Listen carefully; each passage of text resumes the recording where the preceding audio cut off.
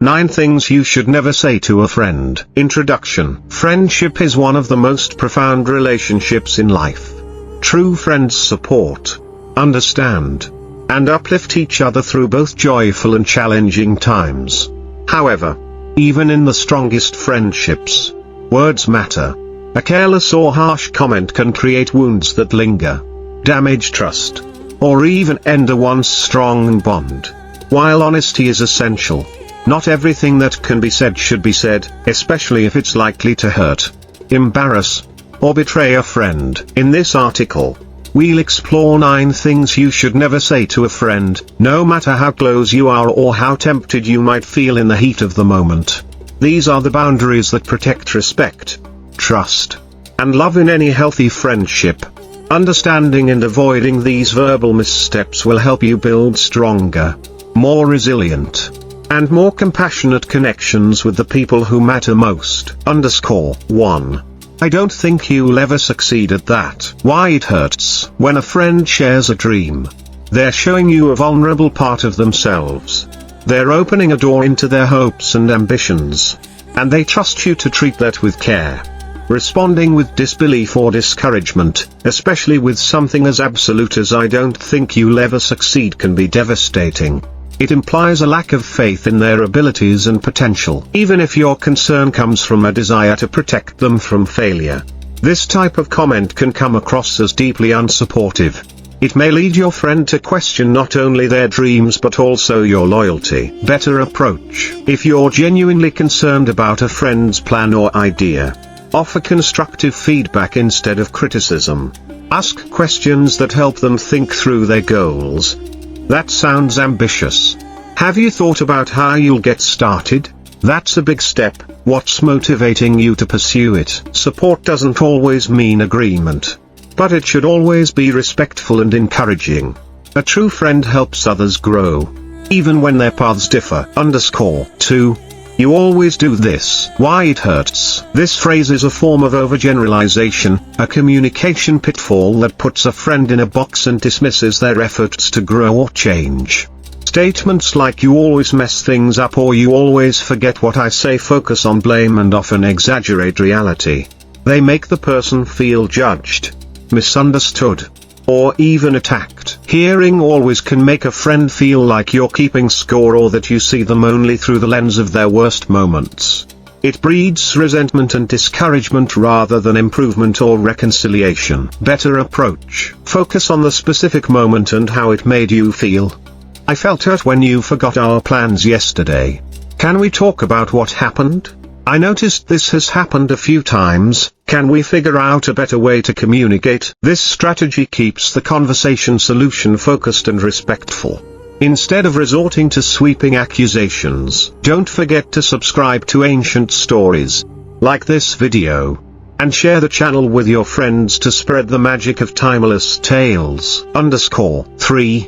I never really liked your partner/family/friends. Why it hurts. While honesty is usually valued in friendship, this is one area where discretion matters deeply. Criticizing a friend's loved one, especially after they've broken up, had a fight, or confided in you, can create emotional conflict. Even if they express frustration with their partner or family, it doesn't mean they want to hear your negative opinion, especially if reconciliation is still a possibility. Comments like this can make your friend feel judged for their choices or relationships. Worse, if they do patch things up with that person, your negative words may linger awkwardly. Better approach. If you must share concern, focus on behaviors rather than people, and do it gently. I've noticed some things that seemed to upset you. Are you okay? Do you feel supported and respected in that relationship? Let them lead the conversation. Support, not condemnation, is your role. 4. That's not a big deal. Get over it. Why it hurts. Everyone experiences emotions differently. What might seem minor to you could be deeply painful for someone else. Saying "get over it" minimizes their feelings and implies their emotions are invalid or overblown. Dismissing someone's pain can drive a wedge into the friendship, making them feel like they can't open up to you in the future. It denies the core of empathy, understanding. Even if you can't relate, better approach. Acknowledge their feelings even if you don't fully understand them. I see that this is really affecting you. I'm here if you want to talk. I might not get it completely, but your feelings matter. Being present and compassionate is far more valuable than offering quick judgments. 5. Why are you still single/unemployed/living at home? Why it hurts. This question may seem innocent or curious, but it's laced with judgment and societal pressure. It implies that your friend is failing to meet certain milestones or expectations. Even if you meant it lightheartedly, it can sting, especially if they're already feeling insecure about that area of their life. It may also push your friend to feel defensive, ashamed, or like they're under a microscope. Everyone's path is different, and implying they're behind can feel cruel, even unintentionally. Better approach. If you're truly concerned or curious, show empathy. How are things going lately? Anything on your mind about work or dating? Is there anything you've been thinking about changing or pursuing? This allows your friend to share, or not, without feeling judged. 6. I told you so. Why it hurts. There's hardly a phrase more irritating or demoralizing than I told you so. Even if you were right, throwing that in someone's face does nothing but rub salt in their wounds. It turns your friendship into a competition of who's right, rather than a place of support and learning. When someone is already dealing with failure or disappointment, hearing "I told you so" feels like mockery. It puts you on a pedestal and them on the defensive. Better approach. Offer compassion and reflection, not blame. That must be hard. I'm sorry it didn't work out. What do you think you will do differently next time? Be the safe place they can turn to, not the person who gloats over their missteps. 7. I don't want to hear about your problems anymore. Why it hurts. This phrase effectively shuts down vulnerability. Friendships thrive on emotional exchange, being able to laugh, vent, cry, and share. Saying this tells your friend they are a burden, and that their struggles are too much for you. While everyone has emotional limits, there's a more compassionate way to communicate boundaries without making your friend feel abandoned. Better approach. Set boundaries with kindness and care. I care about you, but I'm feeling a bit overwhelmed right now. Can we talk later when I can be more present? I want to support you, but I'm also going through a lot. Can we check in together about how we're both doing? Boundaries are important, but so is empathy. 8. You're too sensitive. Why it hurts. Telling someone they're too sensitive is another way of invalidating their emotions. It suggests they're wrong to feel hurt, sad, or offended, which can make them feel foolish or ashamed.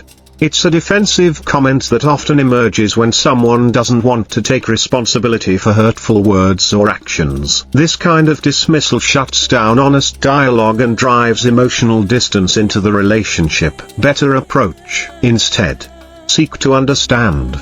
I didn't mean to hurt you. Can you help me understand what upset you? I want to make sure I respect your feelings.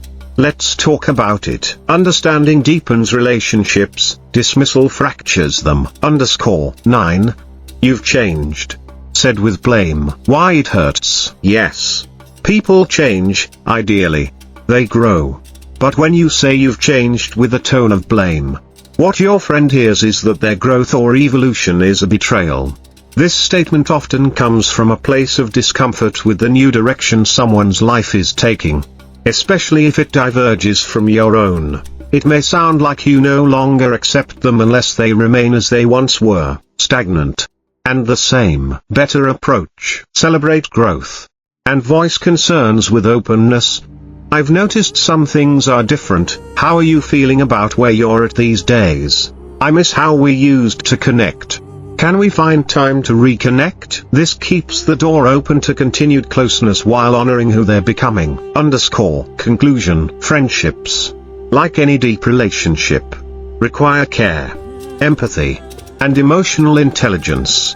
What we say, and how we say it, has the power to either deepen bonds or drive people apart.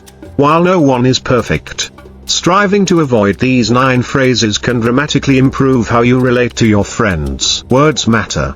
And when used wisely, they become tools of healing, connection, and trust. Be the friend who listens deeply, speaks kindly, and encourages growth, not the one whose words leave scars.